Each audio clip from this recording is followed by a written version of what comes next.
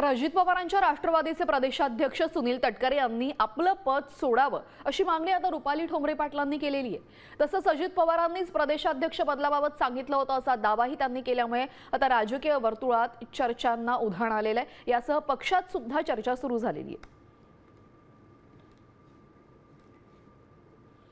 आपल्यासोबत रुपाली पाटील आहेत, आपण बातचीत करत आहोत। तर तुम्ही मागणी केली की प्रदेशाध्यक्ष पद बदलावं, नेमकं कशासाठी ही सगळी मागणी आहे आणि प्रशांत किशोर यांनी भेट घेतलेली ताईंची? माननीय अजितदादा असताना सुद्धा ते प्रांत अध्यक्ष बदलणार होते, प्रदेशाध्यक्ष महिला बदलणार होते, विद्यार्थी युवक युवती रिशफलिंग करणार होते। त्याच्यामुळे अजितदादांचं ते एक राहिलेलं काम पूर्ण करण्यासाठी समजा प्रशांत किशोर कुठेतरी कार्यकर्त्यांशी सर्वे वगैरे करून जर हे बोलत असतील आणि दादांच्या नंतर दादांचा पक्ष मजबूतीने उभा राहायचा असेल तर प्रांत अध्यक्ष बदलायला काय हरकत आहे।